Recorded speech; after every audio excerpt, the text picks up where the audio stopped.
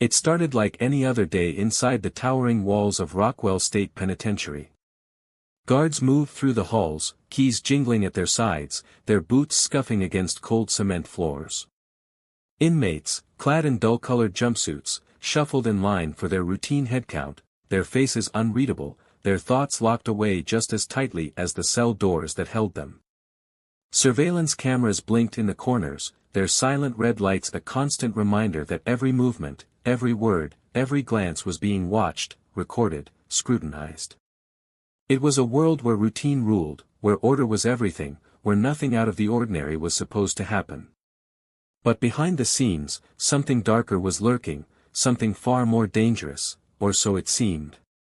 It started with whispers. Quick exchanges behind closed doors. A glance held a second too long. A meeting that should never have happened.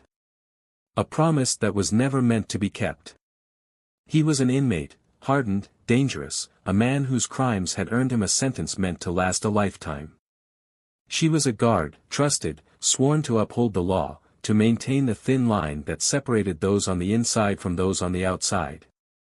And yet, that line had begun to blur. A conversation turned into something more. A shared secret became a dangerous bond. The rules that once seemed unbreakable. They were beginning to bend. No one saw it coming. Not at first.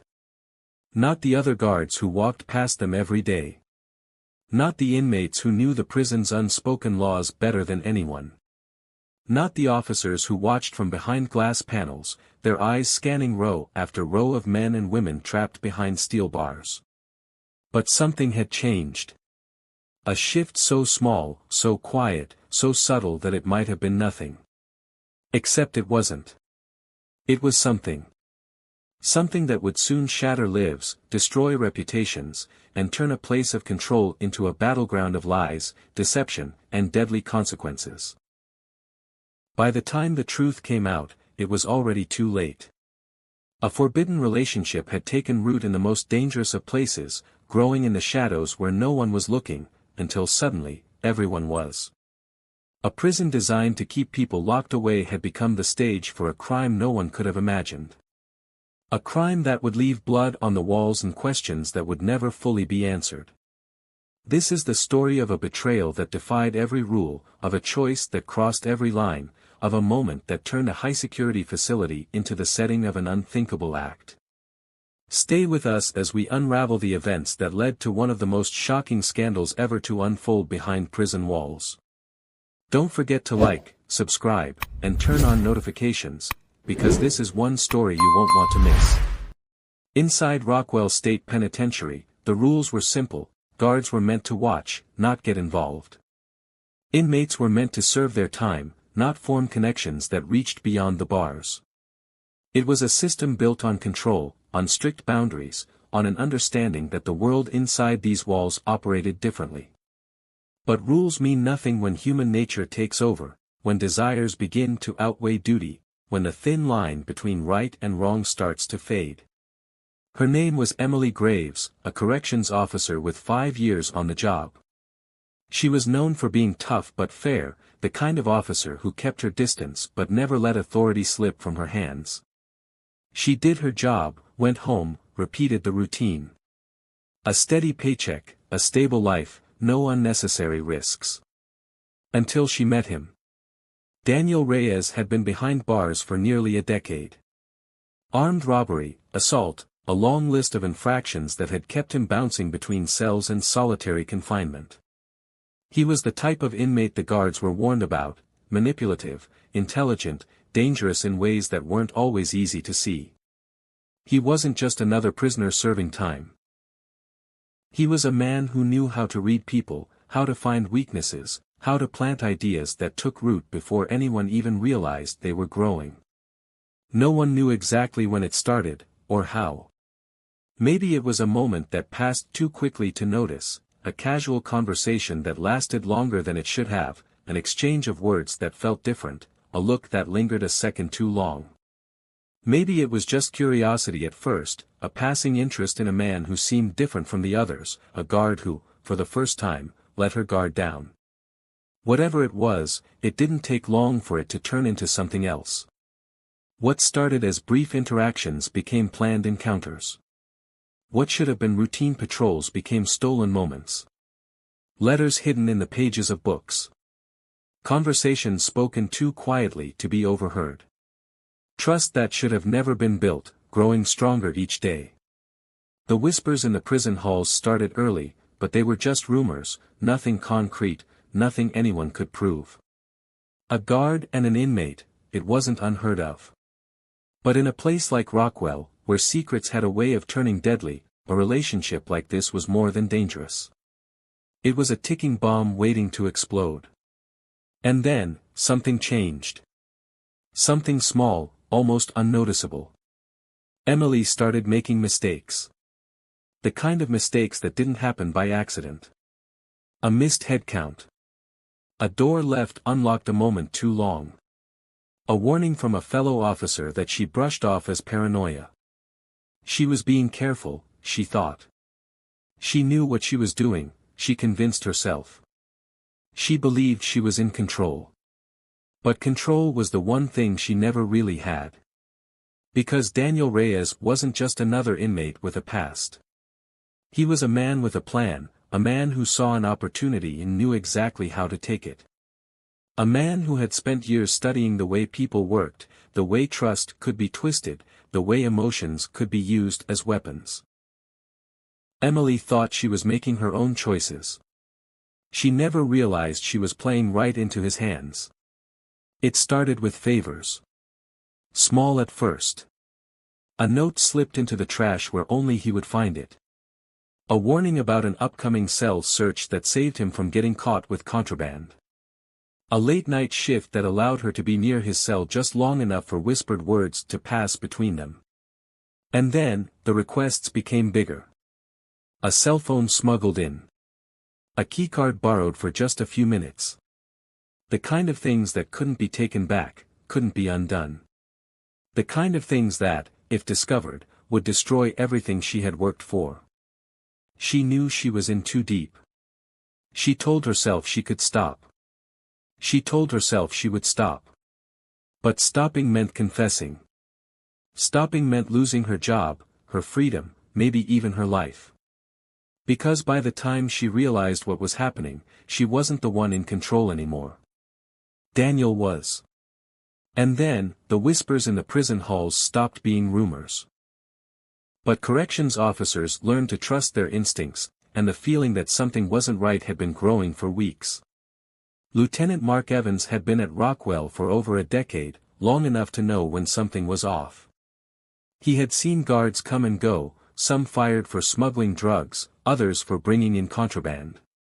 He knew how dangerous the job could be, how easy it was for the wrong kind of inmate to get into a guard's head. He had warned Emily before. Keep your distance. Don't get too close. But she had brushed it off, said she could handle herself. Now, with rumors spreading and strange things happening inside the prison, he wasn't so sure. Then there was Officer Rachel Lawson, one of Emily's closest friends at the facility. She had started to notice the small things, Emily staying late, seeming distracted, acting nervous. At first, Rachel thought it was stress, the weight of the job getting to her like it did to so many others. But then she caught Emily whispering to an inmate when she thought no one was watching. A few days later, she saw her slip something into Reyes's hand during a routine cell check. Rachel wanted to believe there was an explanation, but deep down, she knew there wasn't one that would make sense. Daniel Reyes had spent years inside Rockwell, learning how to survive, how to manipulate, how to make people see what he wanted them to see. He wasn't the biggest or the strongest, but he didn't need to be. He had a way of talking, of making people trust him, of finding cracks and widening them until they shattered. He had done it before, more than once. And now, he had found his next target. Emily thought she was in control, but Daniel had been playing the game far longer than she had. To the other inmates, Reyes was just another lifer, another man who had lost his freedom long ago. But they knew better than to underestimate him. They had seen the way he operated, the way he got things done without ever getting his hands dirty. Some were afraid of him. Others respected him. A few wanted him dead. But one thing was certain, Reyes didn't do anything without a reason. Warden Paul Hendricks had been running Rockwell for years, and he had seen it all: escapes, riots, corruption. He didn't like rumors, didn't tolerate gossip. But when an officer under his command started getting too close to an inmate, he paid attention. He had built his career on keeping order, on making sure Rockwell remained a place where the rules were followed. If something was happening under his roof, he needed to know. And then, there were the investigators. When the first body was found, it wasn't just another prison fight gone wrong. It wasn't something that could be written off as inmate violence. It was different. And as the case unfolded, it became clear that what had started as a secret between two people had turned into something far more dangerous. Something that would leave bodies in its wake and a trail of destruction no one could have predicted. Rockwell Correctional Facility was a place where routine ruled everything. The officers followed strict schedules, the inmates moved according to set times, and nothing happened that wasn't recorded, logged, and reported. But on that day, something broke the pattern. Something that sent a ripple through the entire system. It started with a favor. A small, seemingly harmless request. A note passed, a package delivered, a conversation that lasted a little too long. No one knew exactly when the line had been crossed, but by the time it was clear, there was no going back. Emily Graves was no longer just an officer doing her job, she was part of something she couldn't control. The shift change came and went. Guards rotated posts. Inmates were counted, locked down, moved from one place to another like they were supposed to be. But Emily was missing. At first, no one thought much of it. Officers got pulled aside for extra duties all the time. Maybe she had been reassigned, maybe she was handling an issue with an inmate, maybe she had gone to speak with the warden. There were 100 possible explanations. But then an hour passed. And another. Rachel Lawson was the first to voice what others were starting to feel. She had seen Emily earlier in the day, had even spoken to her. There was nothing unusual, nothing that stood out, except for the tension in her voice, the way she had been acting lately, the way she had been looking over her shoulder as if someone was watching. By the time the facility realized she was truly missing, it was too late. Rockwell had security cameras in nearly every corridor, but there were blind spots, places where the system wasn't as strong as it should have been. Investigators later reviewed the footage, trying to piece together her last movements. They saw her heading down the east wing, toward the high-security block. She had been carrying a clipboard, walking with purpose, like she was supposed to be there. And then, nothing.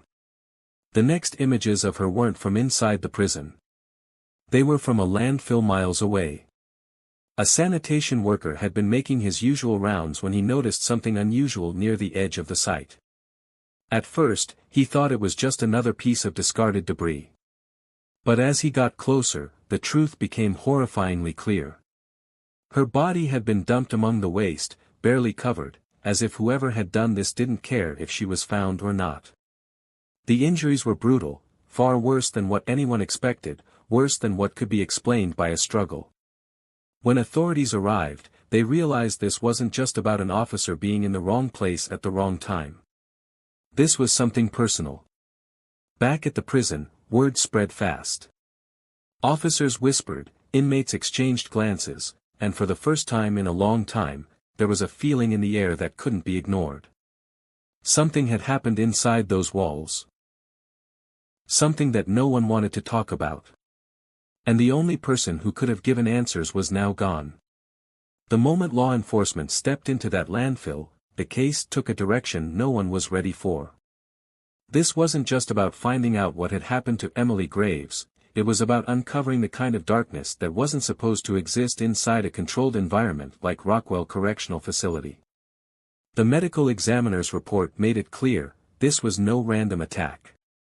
The injuries were extensive, brutal, and left behind a specific signature.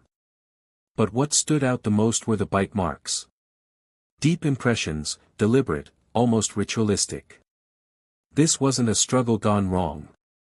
This was calculated. Investigators knew they had to move fast. A crime like this, inside a prison, meant one thing: the suspect was already in custody. Someone within those walls had committed murder, and if they weren't found quickly, it could happen again. Rockwell housed some of the most dangerous criminals in the state. Violent offenders, lifers, men who had nothing to lose. Any one of them could have been responsible. But then the forensic team came back with something chilling. The bite marks weren't random. They were a match. And not just to any inmate. Raymond Decker. Even inside Rockwell, Decker was known. His crimes were the kind that sent seasoned officers into silence. Life sentence. No chance of parole. But that never stopped him from finding ways to manipulate, to control, to get what he wanted. He had a history of violence so disturbing that even other inmates kept their distance. But there was a problem. He had an alibi. Locked in his cell. Counted. Accounted for. No records of him being anywhere near Emily that day. Yet the evidence was undeniable. The officers combed through prison records, trying to piece together how a man locked in a maximum security unit could be tied to a murder that should have been impossible for him to commit. And then they found it. Something hidden in the daily logs, something overlooked. A guard's name appeared where it shouldn't have. A transfer order that didn't exist. A security clearance that had been used at a time when it shouldn't have been. Emily had walked into that high-security block on her own. But she never walked out. Someone let her in. Someone let Decker out. And now, investigators had to answer a question no one wanted to ask. Was this just a murder? Or was there something else happening inside Rockwell? Something bigger? Something planned? And worse, was the person they were looking for wearing the same uniform as the people trying to solve the crime? The courtroom was packed. Every seat taken. Reporters scribbling furiously, cameras flashing outside, families sitting stone-faced, waiting for answers that might never come. This wasn't just another trial. It wasn't just about justice for Emily Graves. It was about something deeper. A question that no one wanted to ask but everyone was thinking: how could this happen inside a place built to keep people safe? Raymond Decker sat motionless at the defense table, his face unreadable. He wasn't a man who showed much emotion, and today was no different. He had seen the evidence. The bite mark analysis, the falsified records, the security footage that showed just enough to suggest something had been manipulated. And most damning of all, the testimony of the prison guards who finally broke their silence. One by one, they took the stand. Some hesitant, some defiant. Some who had turned a blind eye, others who had unknowingly played a part. A few had looked the other way when Decker was out of his cell when he shouldn't have been. Others admitted to hearing whispers about a relationship between Emily and someone on the inside, though no one wanted to say it outright. But then, a name was spoken. And the courtroom shifted. Officer Daniel Mercer. A veteran guard. Respected. Trusted. A man with nearly 2 decades of experience in the system. A man who knew the ins and outs of Rockwell better than anyone. A man who, as the prosecution laid out, had been breaking rules for months, allowing Decker small privileges, granting him access to areas where he shouldn't have been, bending the rules in ways no one noticed until it was too late. And then, the biggest reveal. Mercer's connection to Emily wasn't just professional. It was personal. Letters exchanged. Private conversations caught on surveillance tapes. Promises made, secrets shared. It was the moment that sealed the case. The jury was out for less than 5 hours. The verdict was unanimous. Raymond Decker, guilty of first-degree murder. Daniel Mercer, guilty of conspiracy and gross negligence leading to murder. The sentencing was swift. Decker, already serving life, would never see the outside world again. No chance of parole. No appeals left to make. Mercer, stripped of his badge, was sentenced to 25 years. A fall from grace that was as shocking as the crime itself. But even with the case closed, the scars remained. The Department of Corrections launched a full-scale review of security protocols. Policies were rewritten. Surveillance was increased. The illusion of control within Rockwell had been shattered, and the public demanded answers. Because this case wasn't just about one life lost. It was about the cracks in a system designed to be unbreakable. And if those cracks existed here, how many others were waiting to be exposed? There are stories that fade with time, swallowed by the next big headline, the next shocking crime. But this one left a scar that never quite healed.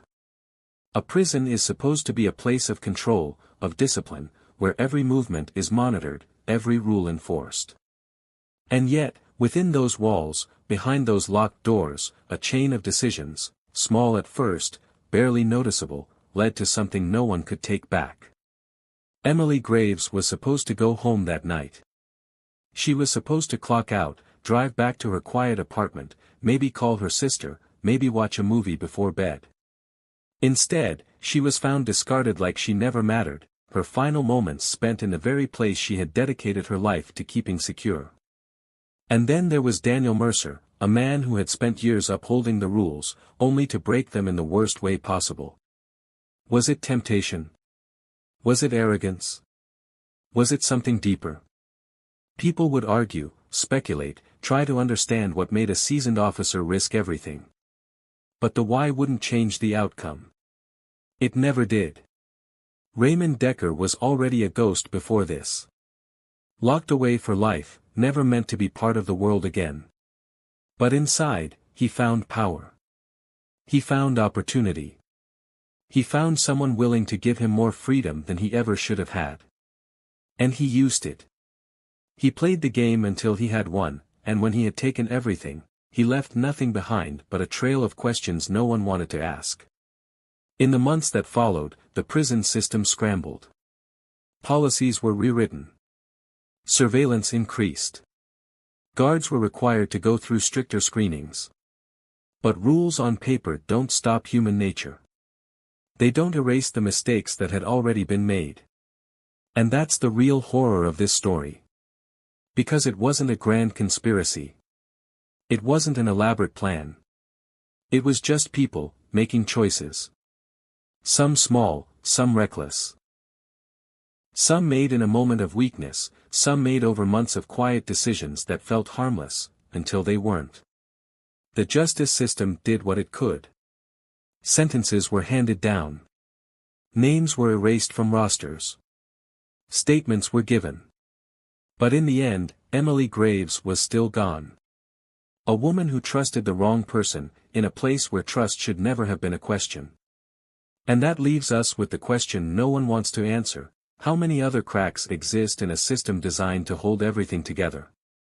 How many other stories are waiting to surface, just like this one? There are stories that stay with you, stories that don't just end when the trial is over, when the headlines fade, when the people involved disappear behind bars or into the shadows of history. This is one of those stories. A case that left more questions than answers, a case that proved trust could be the most dangerous thing inside a prison. What happened to Emily Graves wasn't just about one bad decision or one moment of weakness. It was a slow unraveling, a series of choices that seemed harmless until they weren't. A system built to contain society's most dangerous failed one of its own, and in the end, all that was left was silence. But the truth doesn't stay buried forever. And stories like this? They aren't as rare as we'd like to believe. If you found this case as disturbing as we did, make sure to subscribe for more stories that uncover the darkest corners of human nature. Turn on notifications so you don't miss our next case, because sometimes, the most shocking betrayals come from where you least expect them.